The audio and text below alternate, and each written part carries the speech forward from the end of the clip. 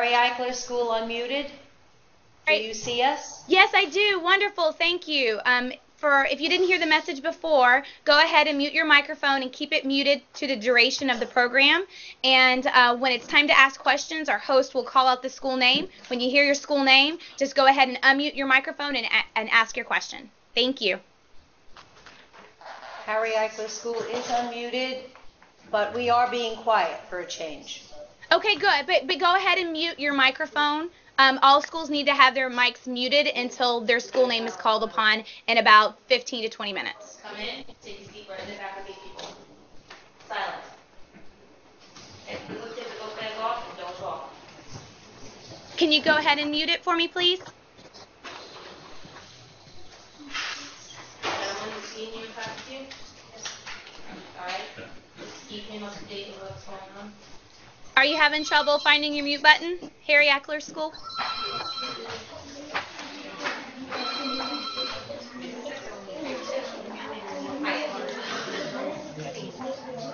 So Nemi's here, so hold on a second. Nemi's in here.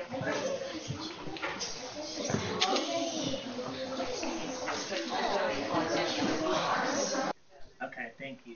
Cheers. Okay.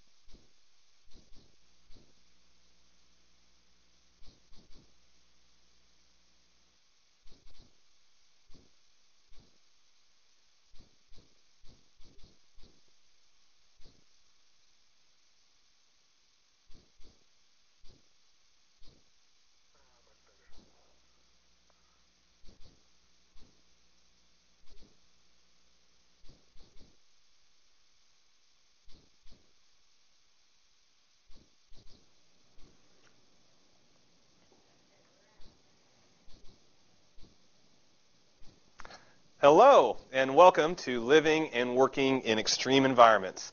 My name is Ryan Schaefer, and I'm coming to you live from the Johnson Space Center in Houston, Texas. I'd like to welcome with us this morning McMillan Junior High in Wiley, Texas. We also have Travis Elementary joining us from Baytown, Texas. And we also have a school all the way from New York. That's the Harry Eichler School in Richmond Hill, New York. We also have a number of people joining us via webcast. Welcome one and all. Now, you've all heard of outer space, right? Well, today, instead of visiting outer space, we will be visiting inner space. That's right, 60 feet below the ocean's surface is a habitat called Aquarius. And in about 15 minutes, we will be joining aquanauts who are inside Aquarius as we speak. But first, I thought it'd be good for you to watch an interview I did a couple weeks ago with some engineers who are directly involved with NASA's Extreme Environment Mission Operations, better known as NEMO. I'd like to welcome two special guests to our studios today. Could you two introduce yourselves and give the students out there a better idea of how you'll be involved with NEMO 14? Sure. Absolutely. Hi guys, I'm Heather Paul. I'm a mechanical engineer that works here at the NASA Johnson Space Center. I've been out here for about 14 years, and this year I have the fantastic opportunity to work with NASA's Extreme Environments Mission Operations Project. That is the NEMO activities. My name is Amanda Knight, and I'm also a mechanical engineer. I've been out here at NASA Johnson Space Center for about 6 years now, and this too is my first opportunity, and I'm very, very excited about it. Great. Well, thank you for joining us today. I guess to begin, Heather, could you give us a brief explanation of the NEMO program?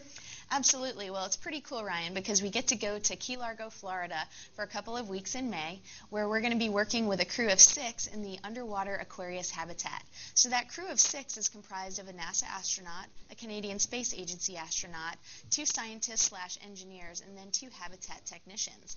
And they're going to be going out to the Aquarius habitat, which is about 60 feet underwater, for 2 weeks to do an underwater Aquarius mission. And that's really Nemo 14. Lots of great activities, doing spacewalks, doing science objectives, engineering tasks, and overall fantastic opportunity. Well, thank you, Heather. Sure. I guess it might help the students, though, if we actually show them how the Aquarius habitat works. And I think we actually have a demonstration that we want to show them in order to explain some of the science involved with living underwater. So what are we seeing here? Okay, so right now what we have is basically a tank of water, which we're going to pretend is our ocean right now, and the bottom would be about 62 feet down. Okay. And here we've got our glasses, which we'd like to pretend is our Aquarius habitat, right? That's right. So here we go. We're submerging the Aquarius down into the water, down to about 60 feet. And there's an air bubble in That's there. right. There's the air bubble. What would happen, you think, if we let go of that cup right now? There's so much pressure inside of it, it would just shoot up like a rocket. So one of the things that we are very mindful of when we have this Aquarius down that far underwater is that we want to make sure that the internal pressure where the crew is living inside the habitat is the equal as the water outside of it. And even if we add an entrance, Okay. a hole, Right. in this cup. We've got to get in and out, right? Right. Okay. That's true. So now we have what we would consider our airlock, so that the aquanauts can actually go from inside the habitat outside to do their EVAs. And it's still very much the same thing. They're able to maintain the pressure inside and still be able to get outside to do their work as long as the pressure is equalized both internally and externally.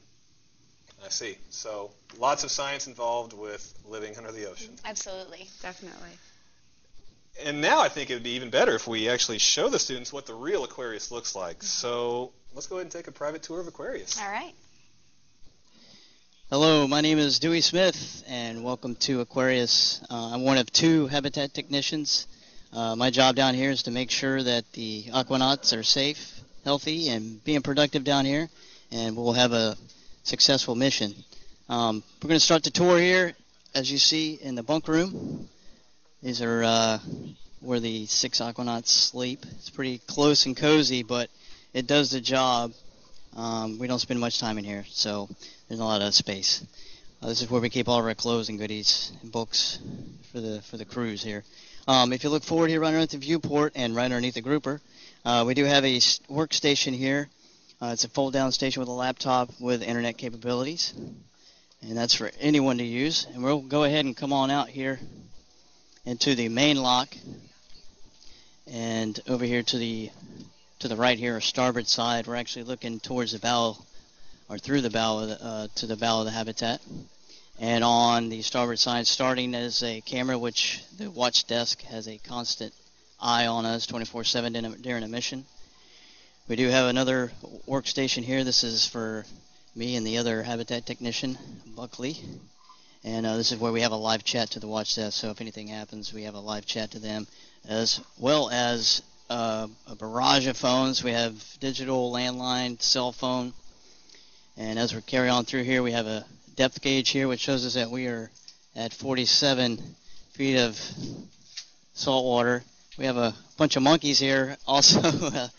Some of the aquanauts, we got aquanauts coming back from a dive. They're eating and getting their meals ready, getting warmed up after the dive. Underneath that depth gauge, we have our sensors that show the oxygen, temperature, humidity, CO2, and CO readings and alarms there. Further back, we have our air distribution. This is where we get our atmosphere makeup. We have a 30 cubic foot bleed going on right now, and followed by our electrical panel, which has a bunch of buttons and switches there. That's how we get lights, camera, and action. We have another station here with another computer that also has Internet Connect.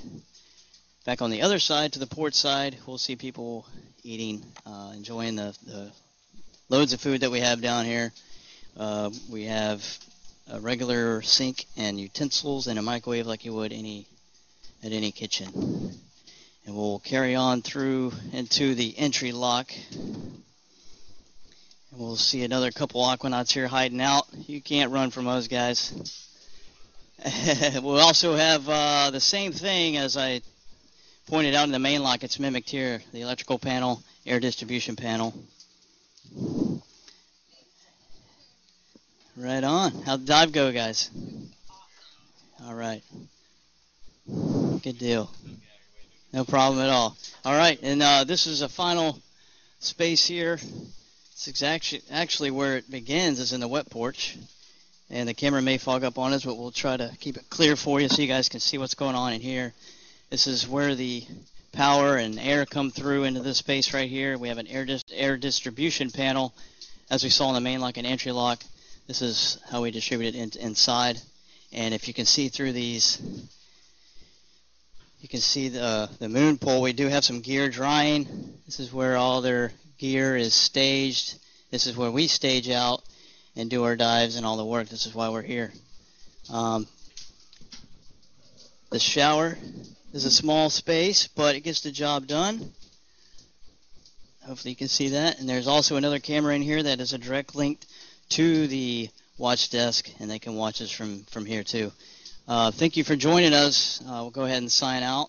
And thank you for listening and watching, and we will see you guys soon, hopefully out in the water.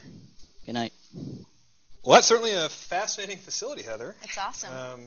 But, you know, when people think of NASA, they think of launching really big rockets, and they think of astronauts floating in the station. Sure. And that's really different than what we're seeing taking place at NEMO. So, Heather, can you give the students a better indication of some of the differences between living in outer space as opposed to under the ocean? Absolutely. Yeah, you're right. I mean, when we think about NASA, we don't think about going underwater unless we're doing a simulation or a training at one of our training facilities. So what NEMO 14 allows us to do is it's an analog activity, or it's analogous to what we would experience living in outer space. And there's definite differences because obviously you're at high pressure underwater and you're at low pressure or in a vacuum environment in space. But there's more similarities, and that's why we do the NEMO 14 activities. So for instance, living inside of a habitat, that's just like living in the space station, except it's actually a much smaller volume. So the Aquarius habitat is about the size of the Zvezda module that we have on the International Space Station. And we're looking at the psychological and scientific and medical aspects of having a crew of 6 living in a volume of that, a space of that volume, seeing how they interact, live, and work together. So that's one of the aspects of our NEMO activities. And then of course we have EVAs, or extravehicular activities. So just like we do EVAs or spacewalks outside of the space station to maintain the habitat, maintain the station, we do the same things with our Aquarius habitat, where our crew will go outside every morning and afternoon to do a spacewalk. So they'll be checking on the habitat, but they'll also be doing specific scientific and engineering objectives, just like we would do on a real space mission. And correct me if I'm wrong, but I think, Heather, can't you weigh the scuba suit in a certain way to model different planetary surfaces? Absolutely, and that's a really critical part of what we're trying to do, because as we design our spacesuits, really what we're interested in looking at is how the crew moves, how they feel, is it easy or hard to move around, and to what extent do they have to compensate or change the way they would do a movement to successfully execute their activities while doing the spacewalk. And that's especially critical when you talk about going to the moon or onto Mars, a planetary surface where you're going to have gravity. So what we do with NEMO is we can weigh you out depending on what gravity level we're trying to simulate. So we can make you neutrally buoyant, where you float in the water column, just like you would in microgravity, or we can attach weights to you and weigh you down to 1/6 gravity or 1/3 gravity to simulate lunar or Mars gravity environments. And that's exactly what we're doing on several of our EVAs this time. I see, and it's a specialized kind of suit. I mean, it's not just a normal, regular scuba suit. This is some pretty advanced materials that you're using. Absolutely. I mean, it's not as advanced as the extravehicular mobility unit that we have in space, but it is a special wear, special gear that the aquanauts will be wearing. I see. Well, Amanda, there's some other similarities, I guess, between NEMO and the International Space Station. Right. I think isolation is one of them. Definitely. Isolation is a big one. Not too many people realize, the different kinds of challenges that actually come about by having 6 people live in a very, very, very small environment. And that's something that happens not only on station, but is what we're also simulating and mimicking down here in the NEMO 14. So there is that isolation aspect, as Heather mentioned, trying to look at the psychological differences, impacts, so on and so forth. Also, one of the other similarities that we have is the mission control. So whereas the aquanauts in NEMO, they're able to talk to each other, there's not necessarily someone that they can just reach out to and be like, I need some help. Well, they can talk to mission control, which is, up on Key Largo, but it would simulate very much what we have here at Johnson Space Center when our astronauts are out in space living on the space station. There is that difference, and for 2 weeks, our aquanauts are submersed underwater. They are communicating just the same way that the astronauts would out in space. I see. So lots of planning goes into NEMO. Absolutely. And I think, A little bit. A little bit. I think one of the things that is focused upon is robotics, really, right? Definitely. So Heather, can you talk a little about all of the robotics research that's being done at NEMO? Sure, absolutely. And robotics is a pretty key element. When we're talking about human space exploration, it's not just humans. You need some robotic assistance so that it's really a great partnership between human and machine. And so when you're developing robotics, it's important to figure out how you communicate back and forth with your robotics and how you would perhaps control it. So for instance, using a remote operated vehicle or driving a rover out unmanned before we put humans inside to go off and explore the lunar traverse and terrain. That's a really key aspect. And in fact, we're definitely doing those kinds of things with NEMO during our spacewalk activities. And these robotics could be a rover like you mentioned. Right. So I think the acronym that we use is ROV, Remotely Operated Vehicle. Sure. What size do they come in? I mean, are they small or do they get bigger than that? It really depends on what you're trying to do with the ROV. So we do have a mock-up of one of our lunar traverse rovers that you would actually sit in and drive, but then we do have a much smaller, it's about, this big, kind of a small little guy, that's our remote operated vehicle. And so it just really depends, Ryan, on what you're trying to do. We have robotic assistants that need to be very small so that they can move quickly. Say, for instance, if you wanted them to go out and scope the lunar terrain and look at different geological or rock structures. But then you might need something bigger if you need to, say, drill into the lunar surface or go take your habitat somewhere else on the lunar or Martian surface. That's very good information. Thank you so much for joining us today, Heather and Amanda. And I hope you two accomplish many, many things during NEMO 14. Thank you so very much. All right. Goodbye. Bye. Thank you.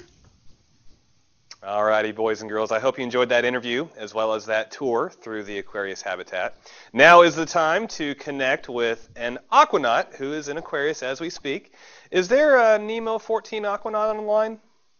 Hi there, yeah. My name is Tom Marshford, and I'm an astronaut, and as of a couple of days ago became a NEMO aquanaut as well. How are you doing? I'm fine, Tom. Thank you for joining us today. We have 3 schools joining us. We have McMillan Junior High Middle School joining us from Wiley, Texas. We also have Travis Elementary from Baytown, Texas, and we also have the Harry Eichler School all the way from Richmond Hill, New York joining us. So they are very anxious to ask you many questions in the next 30 minutes or so. But first, I thought you would give the students out there a good or a better idea of why you are living under the water off the Florida coast. Well, it's a good question. Actually, down here is the world's only laboratory underwater where people live and do scientific research. We're 70 feet down off the Florida coast, off the coast of Key Largo. And NASA is interested in this habitat because it's a great place, as it turns out, to do research, even research that's related to space flight, believe it or not. Because we're living in an underwater atmosphere, or we're living under the water, we're able to actually go outside and practice doing some operations such as we would do on another planet. because of different gravity fields there. So we can weigh ourselves down differently and move about as we would on, say, another planet. So that's why we're down here. It's also, it turns out, a great way to train as an astronaut. You live with other scientists and engineers and with our dive technicians. We do things much like you would do in space. There's two of my crewmates are right now out on the ocean floor working and walking around on the ocean floor just like a spacewalk. And so you might hear some voices and some work going on around me. So it's a lot like living in space, and it's great training, and that's another reason why we're down here. Very exciting, Tom. I'm sure you've been doing some wonderful research. But let's just get right to it. We have 3 schools lined up to ask you a number of questions. So let's go ahead and start with McMillan Junior High. Are you guys there? I'm sure you are. If so, can you go ahead and unmute your mic and ask Tom your first question? Have they invented any new tools or equipment since the NEMO program began? Hey there, it's good to see everybody there. Looks like you're in the library somewhere. Have we ever invented any new tools or equipment? Actually, what we're doing is we are in the process of inventing new tools and equipment. That's one of the main reasons why we're down here. We have backpacks. If you've seen astronauts walking in space, walking on the moon, wearing a big backpack and wearing a big bulky spacesuit, trying to design the next generation spacesuit and want it to be as good as it possibly can. So one way you can do that is we wear things that weigh on our bodies just like a spacesuit would, as if we were walking on another planet. So as we bounce around the ocean floor, we are in the process of determining what would be the best kind of suit to have. What's the best kind of rover to have, the best kind of lander? How would you situate the ladder? What should the hatches look like? How big should they be? Those are all the things we're looking at, and so we're in the process of inventing that right now. Very, very interesting. Thank you for that answer, Tom. Let's go ahead and go to Travis Elementary. I think you guys are out there. Go ahead and unmute your mic and ask Tom your question, please. Hi, my name is Daisy O. I was wondering, how do you get inside a habitat without water getting inside too? I'm sorry, could you repeat that? Hi, my name is Daisy O. How do you get in your habitat without water getting inside too? Oh, how do we live in here without water getting inside too? The only way to do it, actually, is to pressurize the habitat. I think you need to mute your mic there, if you don't mind. Thank you. Trying to get water out, you have to overpressurize your habitat. And so we're living at about 2.5 atmospheres here. It's about the same pressure inside of a bicycle tire. And that's the way the water keeps from coming in. Because you're right, there's 70 feet of water above us. All that water would love to rush inside the habitat, but because we pressurize the air so much, it keeps the water out. At one end of the habitat is a pool of water, and that's how we come in and get out. Just like a small swimming pool, just like if you were stepping into a pool. That's exactly how we get out of the habitat and go swim around. And Tom, the students there are seeing video of how you enter and exit the Aquarius habitat. So that's probably done every day because you have been doing EVAs nearly every day. Is that right? That's right. 2 EVAs a day, one for each of us. Everybody just about goes out and does some work out there. And that's how we receive supplies as well. So, yep, that's a great video. You're seeing exactly how we get into and come out of the habitat. Good, good, good. Well, let's go ahead and go to our third school. That is Harry Eichler School. So go ahead and unmute your mic and ask Tom a question. My name is Jonathan Walls from PS 56 for the Harry Eichler School in New York City. My question is, what part of your training is fun, and what is the most difficult part of training underwater? Thank you. And I think you said what part of the training is fun and what part is hard of training underwater. Is that right? Okay. Hello, everybody. I'm seeing you for the first time right now. Welcome on board the habitat. And for this kind of work, if you like this kind of work, it's all pretty fun because you either learn something you didn't know before, or you learn something about yourself you didn't know before. So I think all of it's fun. But certainly coming to a place you've never been and that most people never get a chance to be in, to live underwater, to live on the bottom of the ocean, that's probably the best thing. there are always little frustrations. You know, we living here on the water, we get little rashes and stuff. It feels different in our lungs to be under this high pressure. Sometimes the water's cold. We work very hard outside to get tired and hungry, that sort of thing. So maybe some of those little things aren't so fun, but learning to deal with that and overall living here is one of the greatest things I've ever had a chance to do. It's a lot of fun. I see. And Tom, I do have to mention that we were trying to get Brunson Elementary connected, but unfortunately they were unable to get the proper equipment in time. But not to despair, because I think they are watching via webcast. So if you want to, you can go ahead and say hello to Brunson Elementary in Winston-Salem, North Carolina. Hey, Brunson Elementary, I hope you're able to see me and able to listen in. Thanks so much for joining us. And I went to school not too far down the road from where you are. So it's a great school and a great city to be living in. Good to see you.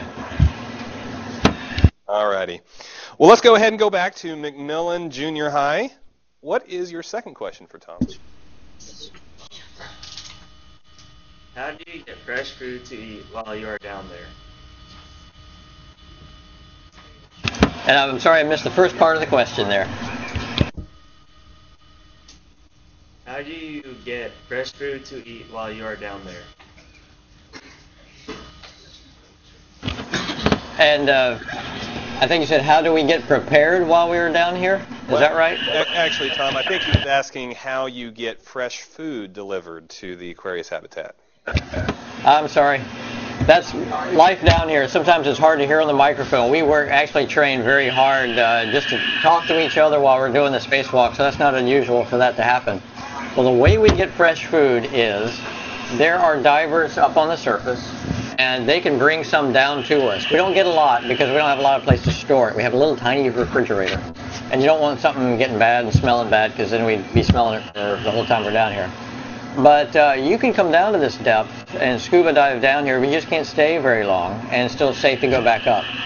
So every once in a while they bring they call it a pot, but it looks like a big can, huge can with a lid on it, and that they close up to keep the water out. And they bring that can down, and it'll have a little bit of food and supplies in it.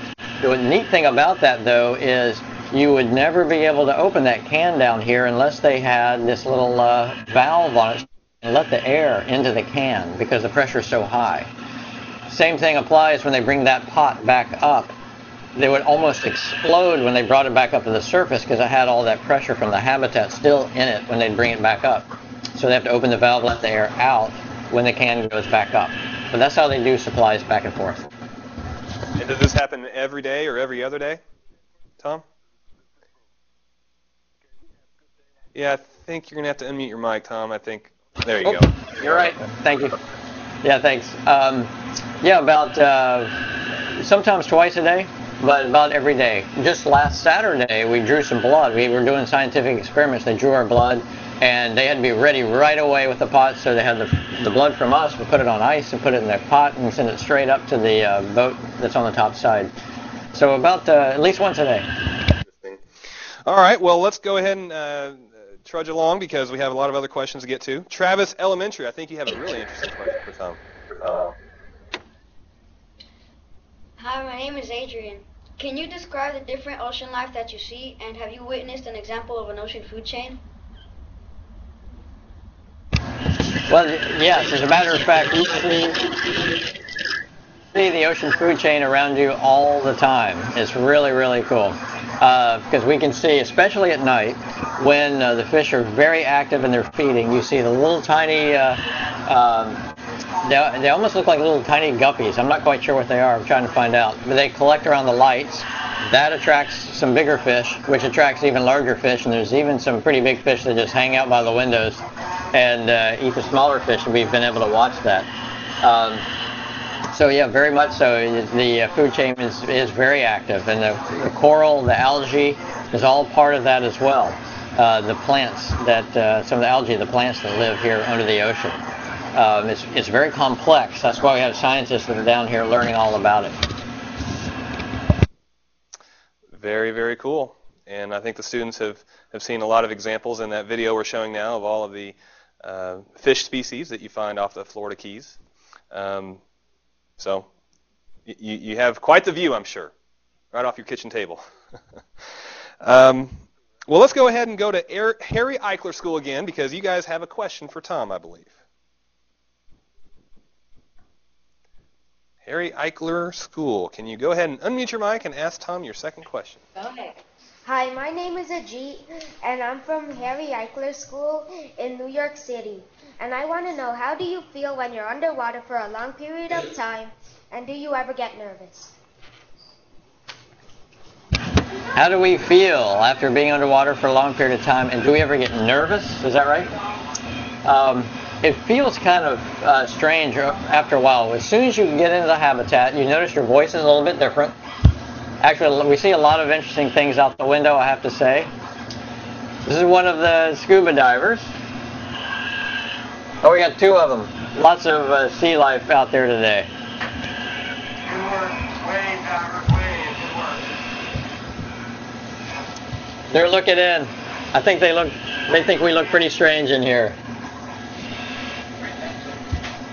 Those are some of the support divers we were talking about. They just came by to say hi. That's great. Actually, they are both scientists. Thank you very much. Thank you, support divers. I can't talk to them right now, but we can talk to them through a different way. They are actually scientists that are helping support the mission. That's another way you get to come down here is to, one's an engineer and one's a scientist. So do we ever get nervous down here? You know, we're living in a dangerous place. It's not so dangerous to go scuba diving, but once you live down here for as long as we've been here, a week, you can't go back up to the surface. There's somebody else. They're taking a picture of you right now, just so you know.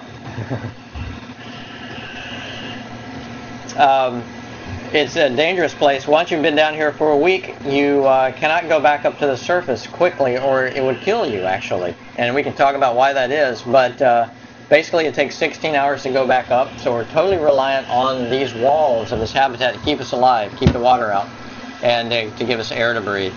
But you're not nervous, you know it, you think about it, and that's one of the good things about this kind of training is your body gets used to it so you can do all the work you need to do and just not worry about that kind of stuff.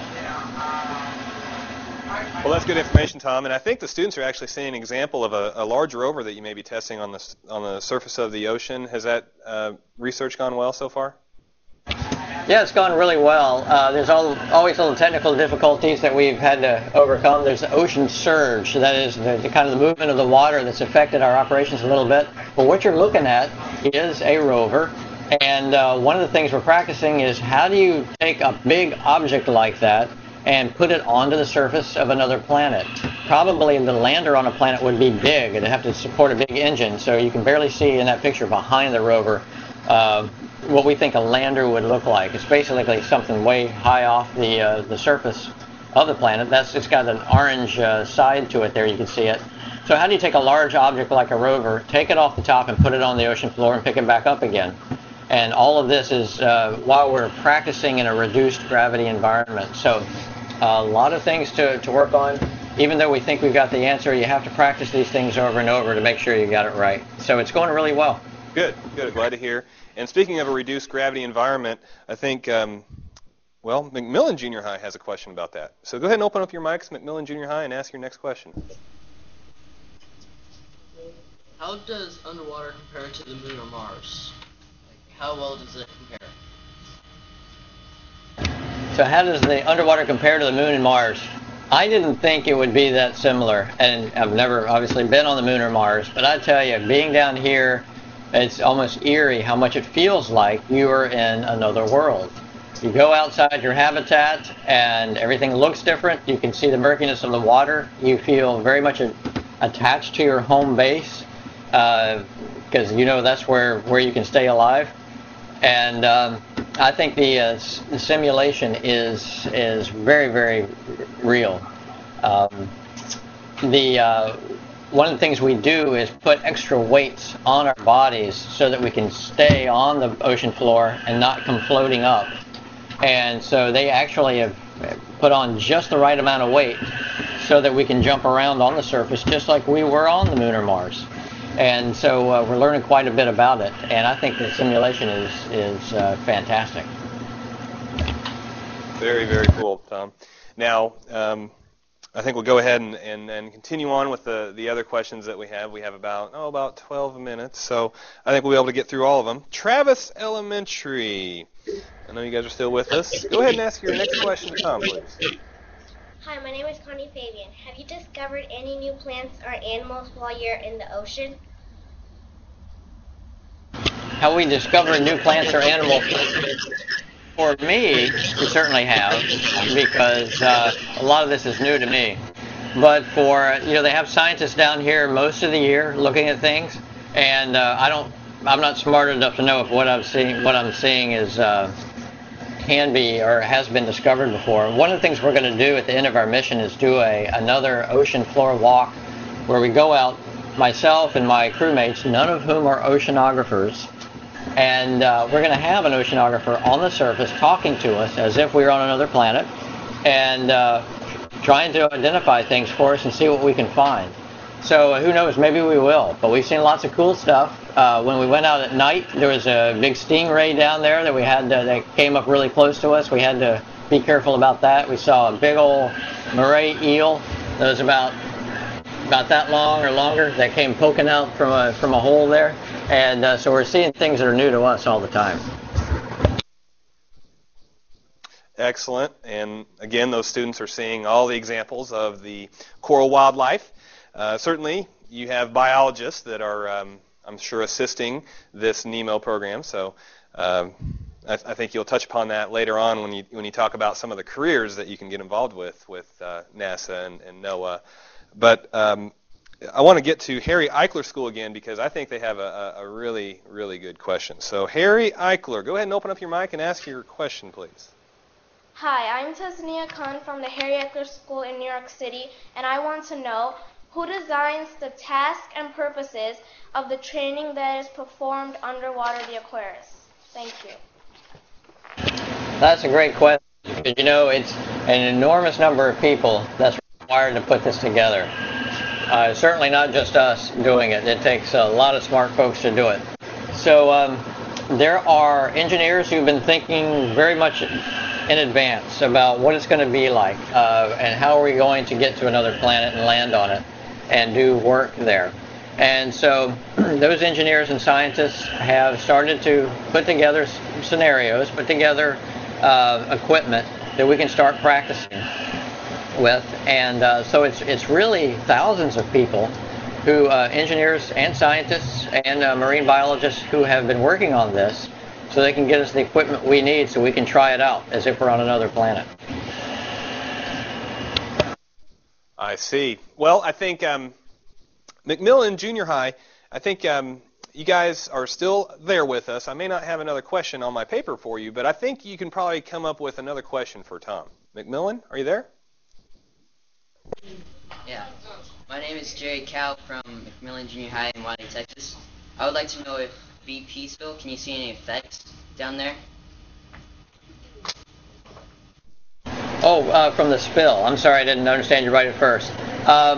We cannot at all experience anything or tell anything from that. We've been following that pretty closely and understand the loop current might bring some of the oil around towards us. But we don't think that's going to get to, if it happens, it won't get to us until about the time we're going up again. But we've been following that pretty closely. I imagine we would be able to see it if it did come around by the time we're still down here. And that makes sense because NASA is always a very safety-conscious organization, so we're always aware of any safety concerns that the NEMO crew may be having to experience. So that's good to hear, Tom. But, Travis Elementary has a question for you. I think they want to know something about that big window right beside you. So, Travis, do you have a question about that?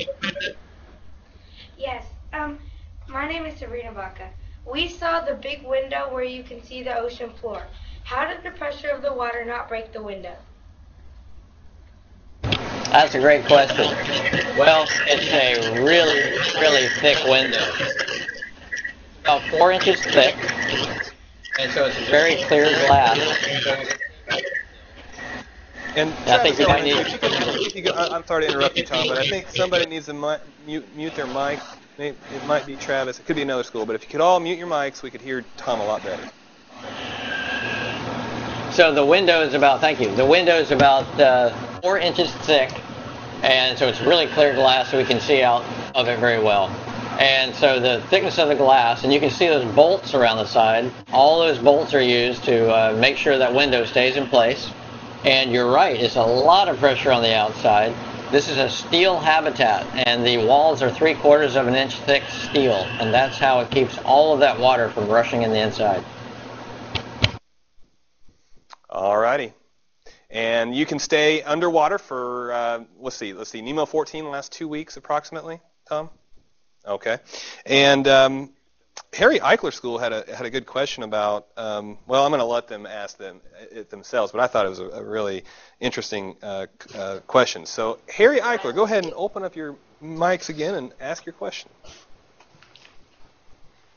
Hello, my name is Leah Mohammed from Harry Eichler School in New York. I would like to know, what is the greatest number of people who work underwater together during the training at one time? And I had to ask them that question when we came down here, and 6. 6 is the number that lives down here. There's just not enough room and not enough supplies for more than 6. And one of the main things they have to keep track of is their emergency supplies. We have emergency masks in case there was a fire down here or smoke. And there's only 6 of them, so they can't allow more than 6 people to be down here for any length of time. Yesterday, we had a doctor come down to visit us, and a couple of other people. So we had 9 people, but only for just a few minutes. So occasionally an official visitor can come. We can't have our friends or family come down here. But for instance, like a doctor to check on our health, came down just to come up through that pool that you saw and poke his head up and say hi and talk to us for a minute. But they can't stay down very long. If somebody came down and stayed here, then they'd have to stay with us for the whole time, because it would take 16 hours for them to get back up again. And living at the high pressure, that's what it's like living down here. Wow, Tom. So at one time you had 9 people inside Aquarius. I'm sure there wasn't a lot of elbow room, certainly. But we have 2 last questions for you. Travis Elementary, go ahead and ask your question, please. Hi, my name is Jacob Mays, and I was wondering, do you celebrate holidays while in the habitat? If so, how? As a matter of fact, we had one down here. Andrew, you can mute your mic, please. Thanks. We had a holiday down here, and we had a birthday. Andrew Abercrombie is one of the engineers working with us. And so we had his birthday, his 30th birthday, and so what we did was we had planned ahead for that one, and had a couple little signs, a couple little party hats, and we actually had some melted ice cream in the refrigerator that we enjoyed as well. So that's how we celebrated it, and I think he enjoyed it a lot. Well, I'm glad to hear that, Tom. Now I think we have time for one last question, and I'll give that to McMillan Junior High. Do you have one last question for Aquanaut Tom? I have one.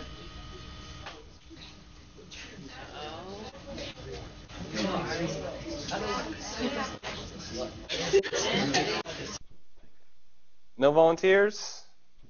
One last question, McMillan? Going once. How do you use the restroom while you're down there? Hey. That is the thing everybody wants to know probably the most of all, is how to use the bathroom. Well, it's kind of interesting, actually. We have to go outside, actually. We have a little outhouse, and it's actually a little dome that's got a little bit of air in it. And so you don't have to use scuba gear or anything. You can just hold your breath, put on a mask, and go out to that place there, and you're just swimming with the fishes.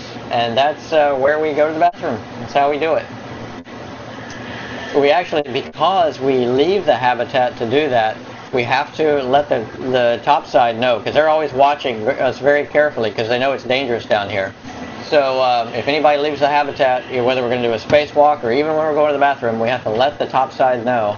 And so we have to announce it, and then we announce it when we come back in. All right. Now we know, Tom.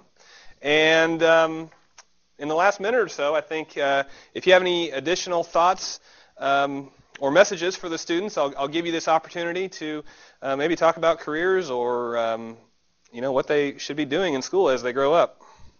Well, I'll tell you what, it's an immense amount of fun down here, as you can imagine, looking out the window and seeing the bottom of the ocean. There's one going by right now.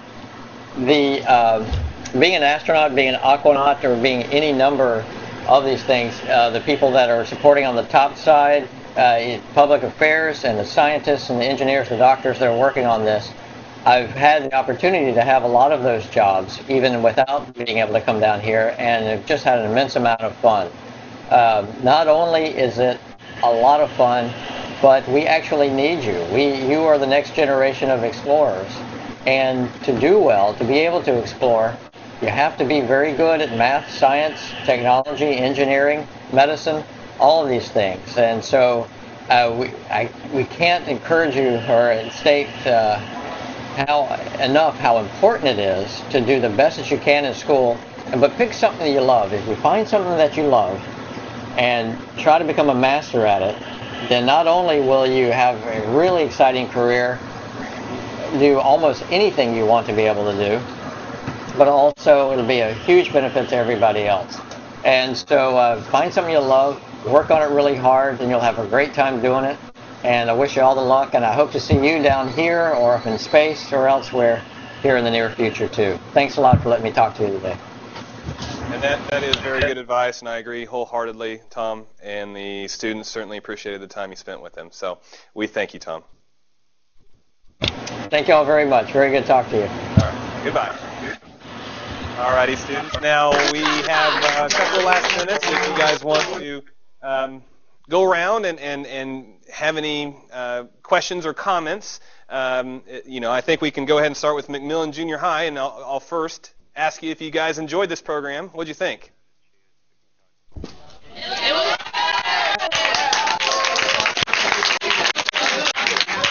thank you. I'm glad you guys enjoyed it. It looks like you guys got to answer most or all of your questions. Let's go ahead and go to Travis Elementary. I want to see what you guys thought of this program.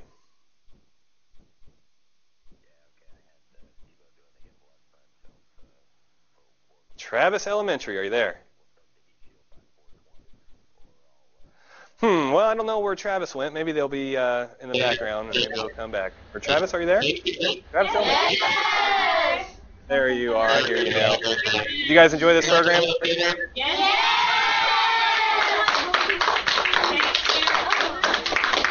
Glad to hear that.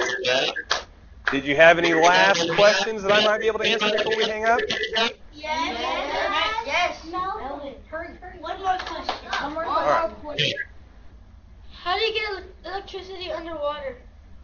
Well, there's something called a buoy, actually, that is attached to the Aquarius. I'm going to show you a picture of that buoy.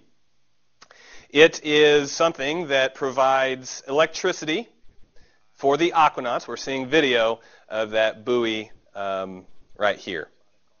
There's 2 generators on it, and it's basically the life support line for the aquanauts who are living approximately 60 feet below the ocean surface. So it also pumps the air down to the surface. So that's how that's done. And there's also a whole staff of people on land who are making sure that everyone stays safe. So that's how that's done. I'm going to go to Harry Eichler School. I want to see what you guys thought of this program. Oh, yeah.